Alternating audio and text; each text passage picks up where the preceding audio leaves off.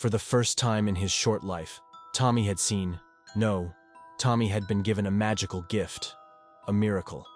The items themselves weren't that special. 2 quarters and a piece of bubblegum. It was the fact of them appearing under his pillow while he slept that was incredible. Proof that beyond the boring, ordinary world, enchantment existed. Some of his classmates believed in a bunny who laid chocolate eggs, and many were certain Santa was real, but Tommy had never been among them. His mother was beyond subterfuge. She'd never tried to hide his meager present underneath the tree, because she never got a tree. "Pay money I don't have for a murdered tree, just to have it shed on the carpet?" she'd say, shaking her head and taking a slug of Southern Comfort. Oh, she'd nail a stocking to the wall and stick a chocolate bar, or some gum in. But there was no doubt these trifles came from her. Once, when she had forgotten to get any treats, she'd tossed a couple of quarters into the sock, right in front of him. "Merry Christmas, kid," she'd laughed. Her voice was deep, roughened by many years of whiskey and Marlboro. She didn't have money for frivolities. Weekdays, she worked 8 to 10 hours in a typing pool.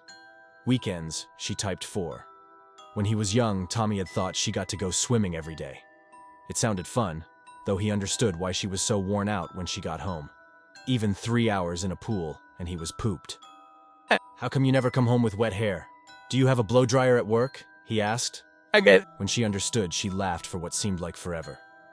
"A typing pool, not a swimming pool, you dumb kid." She said it with evident affection, but it stung. "Wait till I tell the girls." She began laughing again, perhaps imagining the girls, typing in swimsuits. He was much older now, almost 8. He knew that typing pools were dry.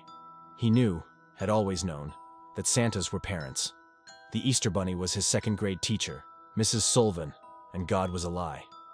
Fantasy was for fairy tales, and rich kids who had 2 parents with enough time and energy for loving deceit. When Mom came home, she sipped her comfort as she grilled cheese sandwiches. After a few glasses, she'd put on the radio, swaying and humming as she toasted the bread. Tommy was always glad when she was happy, but sometimes it didn't end so well. Sometimes he'd just assume forget about. Not today, though. Today he had received a magical gift from the fairy. He hadn't believed in its existence. He'd assumed the fairy was as false as egg-bearing rabbits and flying reindeer. A few weeks ago, Tommy's first baby tooth had finally begun to loosen. He was the last in the class. Everyone else had gap-tooth grins for a year or more.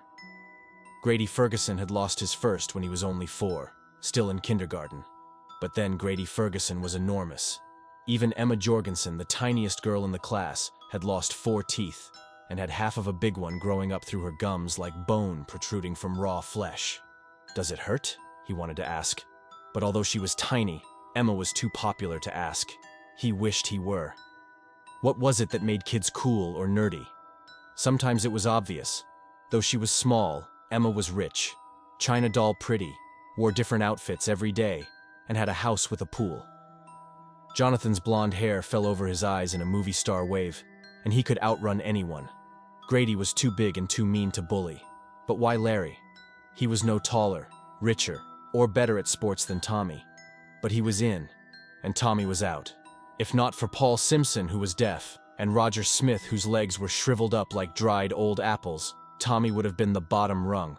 Tommy had been looking forward to this day for years. Now that it had finally arrived, it was no fun, and far more disturbing than he'd imagined. He knew it was normal. His classmates gleefully wriggled wet tongues through the gaps in their smiles like eels writhing between coral. "Look what the tooth fairy gave us," they'd cry, holding up quarters, or dollars, or, in the case of Emma Jorgensen, a $5. Tommy figured the fairy was a lie. Just another stupid story to deceive kids into believing the world was enchanted and wonders possible. Still, there was something sinister about it that rang true. Unlike Santa and the Easter Bunny who wanted only to give, the fairy demanded payment. What kind of a fairy collected body parts? What did she do with them? Did she have a house full of teeth?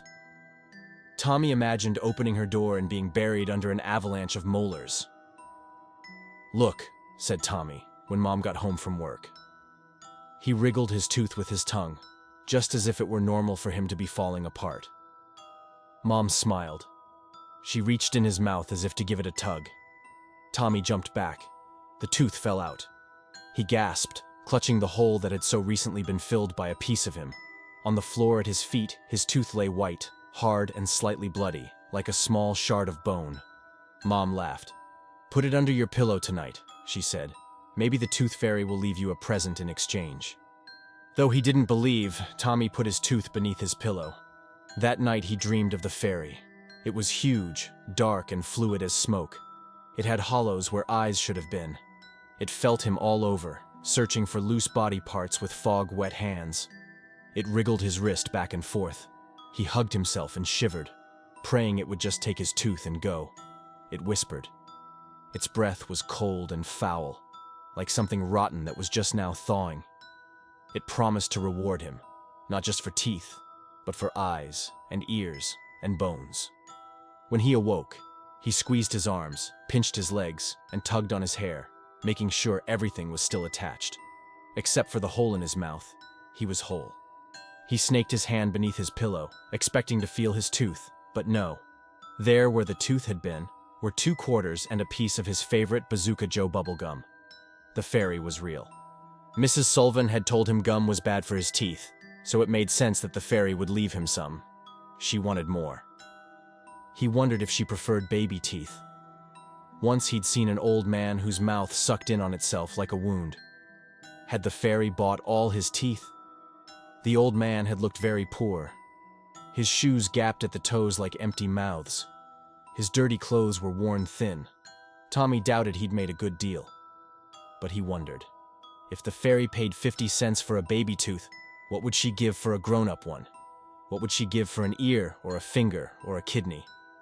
He'd started late, but now his teeth began to loosen and fall, fast as pale autumn leaves. He worried his big teeth might never grow in, leaving him like that old man with a gash for a mouth. Or maybe when all his teeth were gone, other pieces of him would fall off, fingernails, toes, legs. Maybe bits of his skeleton would begin to poke out of his skin and shatter.